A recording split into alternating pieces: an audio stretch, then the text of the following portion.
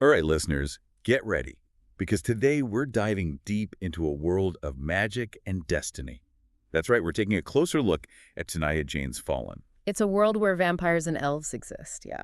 Oh, and don't forget those destined life mates. Oh, those are a whole lot more complicated than they sound. You can say that again. Now, I know you've already gotten a sneak peek at these excerpts, Hmm. but for our deep dive today, imagine a world where a forest made entirely of crystal trees surrounds a flame that never goes out. The heart of the world. That's right, the heart of the world. And there's this desert where the sand whispers your deepest desires. Whoa, okay. It's pretty wild. And in the middle of all of this is Erin. Our half-elf, half-vampire protagonist. You got it. She's dealing with some serious grief and a connection to her destined life mate, Maddox, that she just can't seem to shake off. And that connection is kind of at the heart of the whole story, this idea that certain people are bound together by fate and they experience these intense reactions when they're close to each other. I know, right? It makes you wonder, would you want that? To have your soulmate just, like, written in the stars? Or would it feel like you've lost all control? That's a good question. What do you think? Part of me thinks it would be amazing to just know you found the one. But then again, what if your destined mate turns out to be, well, not at all what you expected? And that is the exact dilemma that Erin's facing, because her destined mate, Maddox, is also the main suspect in her best friend, Selena's death. Okay, so before we go any further, we need to back up for a sec. Selena's death is a total mystery. I mean, they found her body and it was mutilated. And guess who has a reputation for, shall we say, being a bit of a player? Maddox. Exactly. So Erin is completely consumed by grief, and she wants Maddox to pay, even if it means rejecting this bond they're supposed to have. And that's when Jayne really starts to explore just how complex these characters are, because Maddox isn't exactly the typical playboy he seems to be at first. Right. That surprised me too. At the beginning, he's all charm and casual flings. But as the story goes on, you start to see a whole different side to him. You see his vulnerability. Yeah, he genuinely seems to care for Erin, and he's haunted by Selena's death. Yeah, it's like he's carrying this weight of guilt and suspicion. That we as readers aren't even sure is warranted. It really makes you question those first impressions, you know? Mm-hmm. And the way Erin tries to punish him, it's fascinating. She doesn't just go for straightforward revenge, which I have to admit I kind of appreciated. Yeah. Instead, she uses their life mate connection to inflict pain, like real emotional and physical pain. It's such a power move. Oh, absolutely. It's like she's trying to see how far she can push him away, testing the limits of their bond, even as she's drawn to him at the same time. Wow. And then there's Jarrus. Remember him, this other guy who's interested in Erin? Right. She tries to use him as a distraction, almost like she's trying to numb the pain of being away from Maddox, but that totally blows up in her face. It does. It really shows how deep the connection between Erin and Maddox runs. I know. It's like she's trying to swim against a current. You can try to resist all you want, but in the end, that pull is just too strong. You can't escape it? Nope. And then things get even more intense when Maddox is actually framed for a bunch of murders and has to keep up this public persona to protect himself. Oh, man. I know, right? It's like everyone in Regia is wearing a mask and you can't tell who's being real anymore. It makes you think about those masks we all wear, you know? Like in our own world, too. Exactly. It makes you wonder how much of what we see is genuine and how much is just what people think they're supposed to show. True. And for Maddox, it's like he's forced to confront that question head on. Yeah, he's juggling this charming, carefree facade while trying to deal with his feelings for Erin and these accusations hanging over his head. It makes you wonder if he could even be his true self around anyone. And then, just to make things even more confusing, there's Melina. Maddox's close friend who comes in to help him. Which, from Erin's point of view, just add another layer of complication to the whole situation. Because it feeds into her insecurities about Maddox and what he really wants. Oh, totally. Don't forget, she's grieving, she's hurting, and she's looking for someone to blame. It's understandable that she misinterprets Melina's actions. Absolutely. It's this perfect storm of misunderstandings and complicated relationships, all happening against a backdrop of magic and intrigue. It's a lot. It is. But speaking of intrigue, these excerpts show us some major turning points in Erin and Maddox's relationship. Oh, yeah, like that confrontation at the nightclub. I was just thinking about that. That leads to this public showdown between Jarrus and Maddox, and Erin ends up choosing Maddox. That scene was intense. So intense. It felt like a huge moment for Erin, like she was finally admitting how deeply she felt for Maddox, even with all the reasons she had to push him away. It felt like she finally realized how strong their connection really is. Right, like it's stronger than any of the resentment or suspicion she's been holding on to. It's like a victory for their destined bond. Yes. But it definitely sets up a whole new set of challenges for them. Oh, for sure. And then we find out Maddox has been secretly helping these orphans. What? Right. Talk about a plot twist that turns everything upside down. It really shows you how quick we are to judge based on appearances. It doesn't it? It made me realize that there's so much more to Maddox than meets the eye. It's like a classic don't judge a book by its cover situation. And it's such a clever way for Jayne to bring in this theme of redemption. Yeah, like Maddox is trying to make up for things, be better than what people might expect from him. It adds so much depth to his character. And then there's that scene where Aaron almost dies and Maddox's magic emerges. Oh, yeah. And he saves her life. I know. Talk about a dramatic reveal. It not only shows us this hidden potential within him, but it also highlights that deep connection between them. Because his magic is triggered by his need to save her. Yeah. It's like their fates are totally intertwined. It's a turning point for both of them. I think so too. For Maddox, it's this awakening, a moment where he steps into his power. And for Erin, it makes her feelings for him even more complicated. Right. Now he's not just her destined mate, he's her savior. And he could be the key to figuring out what happened to Selena. Oh, wow. It feels like everything keeps leading back to Maddox. Oh. But we've only just scratched the surface. There's still so much more to unravel, and we'll be doing just that in part 2 of our deep dive. It really makes you realize that there's just so much more to this world than what we see at first glance. It really does. We've got these complex relationships, all this hidden magic, and a murder mystery we're dying to solve. Totally. And speaking of layers, can we talk about the halflings for a minute? Yeah, let's do that. They're born from parents of different species, like Aaron, remember, half elf and half vampire. Right. It makes me think about how they fit into this world where everyone seems so focused on bloodlines and all these traditions. It's like they're this bridge between all these different cultures. But then at the same time, they face all this prejudice. And rejection. Yeah, just from those who are clinging to the old ways of thinking. And Aaron is a perfect example of that.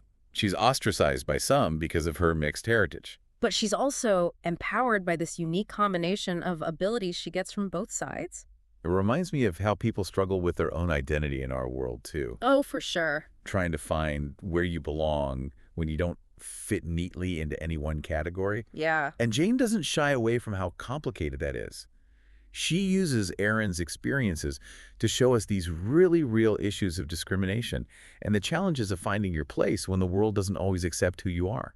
It's a really powerful message, especially coming from a genre that we usually associate with escapism. I know, right? But Jayne uses fantasy to hold up this mirror to our own society, challenging us to look at these truths even when they're uncomfortable. It's really thought-provoking. Yeah. And it's not just about racial prejudice either. The excerpts also touch upon these ideas about gender roles and expectations, especially through characters like Melina and Tesla. Right. Melina, Maddox's friend, she's fierce and independent, such a breath of fresh air. Totally. She's protective and loyal. And she definitely breaks away from that typical damsel in distress thing you see so often in fantasy. Ugh, I know, so refreshing. And then there's Tesla, this legendary mage who's revered for her power and intelligence. She's such a fantastic example of how Jayne subverts those traditional gender roles. Right. She's this incredibly powerful figure who played this pivotal role in saving Regia from that war with wizards. It makes you realize that women in this world aren't just sitting on the sidelines. Oh, no. They're out there shaping history, leading armies, and wielding magic just as effectively as any of the men. Totally. It makes me want to know more about Regia's history and explore the stories of those other powerful women who might be shaping this world from behind the scenes. Oh, I love that. And since we're talking about uncovering hidden truths, let's get back to that central mystery for a minute. Okay, yeah. Selena's death. The excerpts leave us with so many unanswered questions. I know. Was it really suicide, like Maddox says? Or is there something darker going on?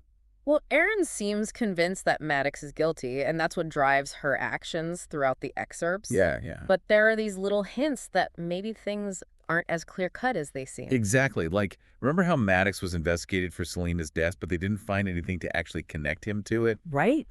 And then there's that weird detail about her wrists being cut, but Maddox's name is carved into her arm. That's creepy. It's like someone's trying to set him up using Selena's death as a weapon against him. Classic misdirection. Add a whole new level of suspense to the story, that's for sure. Oh, absolutely. And it leaves us wondering, who would want to see Maddox go down like this? Who would benefit from it? Yeah. And the excerpts introduce a few potential suspects, each with their own secrets and reasons for wanting Maddox out of the picture.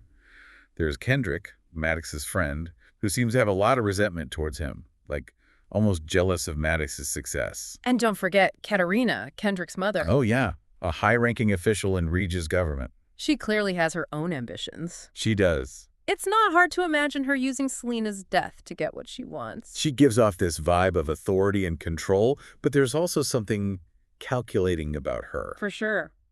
It wouldn't surprise me at all if she was manipulating things behind the scenes.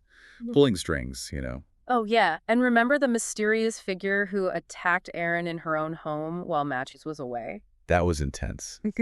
It definitely raises the stakes, wouldn't you say? Oh, absolutely. It suggests that something bigger is going on here. A conspiracy that goes beyond just Selena's death. I think so, too.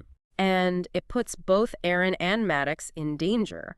Not just from those trying to frame Maddox, but also from this unknown enemy who seems determined to get rid of Aaron altogether. It's like we're caught in the middle of this web of intrigue, and we have no idea who to trust. And just when you think things couldn't get any more complicated, the excerpts end with this little glimmer of hope. Aaron finally admits that she loves Maddox. Yeah, and she chooses him over Jarrus. It's such a powerful moment for her, like she's finally letting go of all that anger and starting to trust her heart. I was so happy for her. It's like she finally realizes that her connection to Maddox goes way deeper than any grudge or suspicion she's been holding on to. Yeah, and his transformation into a mage, that signifies a new chapter for both of them. For sure. He's not just that charming playboy anymore. Now he's this powerful mage, a protector. Someone who will fight for the woman he loves. But we know their story isn't over yet. There are still so many questions left unanswered, hidden motives to uncover.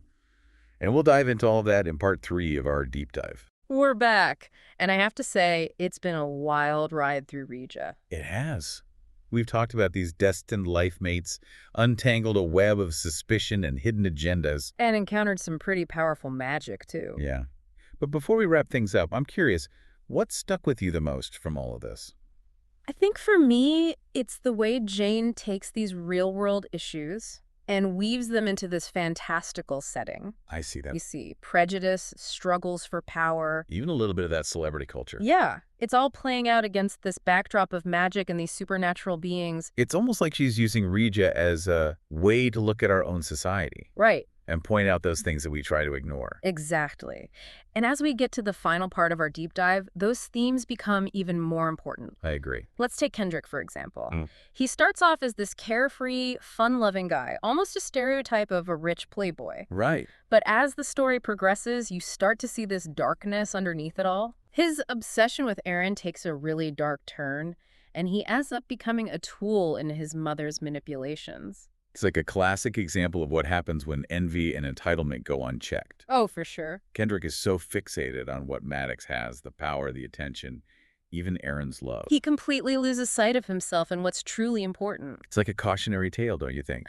It shows how consuming envy can be and how much damage it can do. Not only to ourselves, but also to everyone around us. Absolutely. And then there's Katerina, Kendrick's mother. She is a force to be reckoned with. I know, right? She's this high-ranking official orchestrating this whole scheme to frame Maddox. And it's all to protect her son. I mean, you can see where she's coming from. She loves her son and wants to keep him safe. But her methods, whoa. Yeah, she's crossing some serious lines there. She manipulates people, makes up evidence, even puts innocent lives at risk. And it's all in the name of protecting Kendrick. It's like her love for him has blinded her to the point that she can't even see right from wrong anymore. It really makes you question how far a parent should go to protect their child.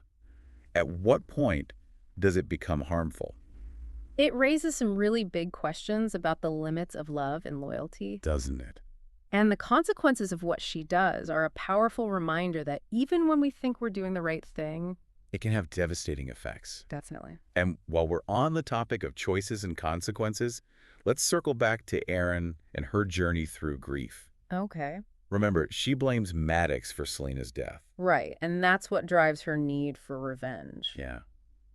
But there are these moments where you see doubt creeping in, like she's not totally sure if she's right, I noticed that too. and she's questioning everything. It's so raw and relatable. It's not a simple, straightforward process for her. It's messy and confusing, full of contradictions. Totally. She's dealing with the pain of losing her best friend, trying to understand this tragedy. And her feelings for Maddox just make everything more complicated. Right. She's drawn to him, but she's also determined to make him pay for what she thinks he did. It's like she's in this constant struggle between wanting revenge and the pull of their destined bond. I know. And in a way, I feel like her struggles reflect that bigger theme of choice versus destiny that runs throughout the excerpts. You're right. Is she actually in control of her own fate, or is it all predetermined? Can she ever be happy with Maddox when she thinks he might be responsible for Selena's death? Those are questions that stay with you. Long after you finish reading, yeah. And I think that's what makes Fallen so captivating. It's not just a fantasy romance.